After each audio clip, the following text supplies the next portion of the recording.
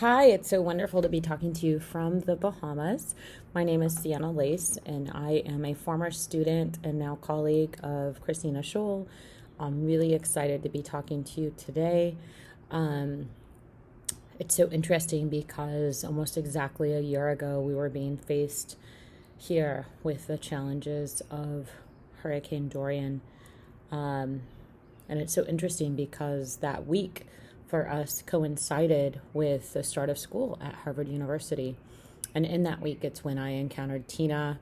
I learned about her syllabus, which now I'm a contributor to, but really learned about the great work she's doing related to climate migration, climate refugees, and people that are impacted by what has become just an enormous impact of climate change and the climate crisis that a lot of people aren't even willing to recognize that's what it's affiliated with.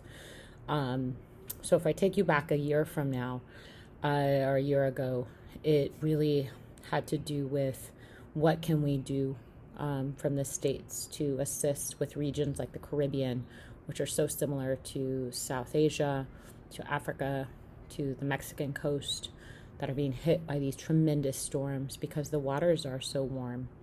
And in that search and in that quest, I came across Tina. And it's been this wonderful journey for the 13 months since. And in the design of her own syllabus, she challenged each of us to create our own syllabi that are now public and that she shared with you in terms of what can we read in terms of disaster.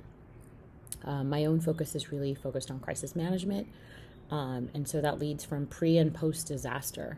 And so pre really deals with resilience, with adaptation, with preparation.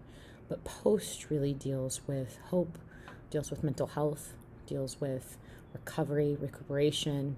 And that's where I find myself on the islands today. What's so interesting is that work has led to just enormous people. And I find that serendipity is such a huge part of life when you're on the right path. And for all of us that are listening here on the conference and that are part of the work that we're doing, I know that serendipity has been a huge part of that. And so for me personally, serendipity has played a role in my first trips to Bahamas post Dorian last fall. I was connected with tremendous artists, Dee Dee and Kristen Brown, sisters, who had done an enormous exhibit focused on the Haitian immigrants that were coming off the ferries from the impacted islands, Abaco and Grand Bahama. They had no names.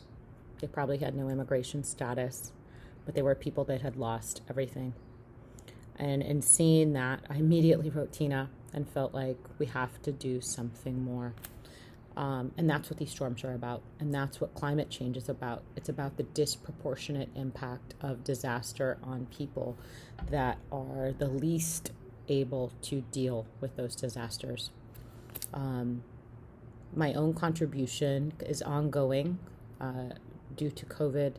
We are very much limited in terms of our movement on the islands, so we're not able to do as much of the in-person interviews and interaction that we would like to at this point in time, which means our research and our own work is a little bit slowed down, but not at all halted. The work has also overlapped with COVID. COVID, like any crisis, like I just stated, very much exacerbates anything that existed before. And so with COVID, it's interesting because it's again impacting the poorest, the most vulnerable, those that are in bad health, more than any other community. And so we see this great parallel between those that are impacted by COVID and those who are impacted by hurricanes. Thanks to God or whoever you believe in, we're very thankful that there was no big storm this season. At this point, shutters are coming off, so we don't think that another storm will come in 2020 that will impact the Bahamas in a huge way. So it's going to give us a year to recover. I'm very committed, even as a U.S. resident and Boston resident and California native, to be here to help and start to make the connection for local residents of what it means to be climate resilient, what it means to stand up for people that are considered climate refugees and climate migrants in our current world. COVID has only brought more attention to this. And so we have a charge that's greater than no other. And it's such an honor to be doing this work. Thank you so much. Bye-bye.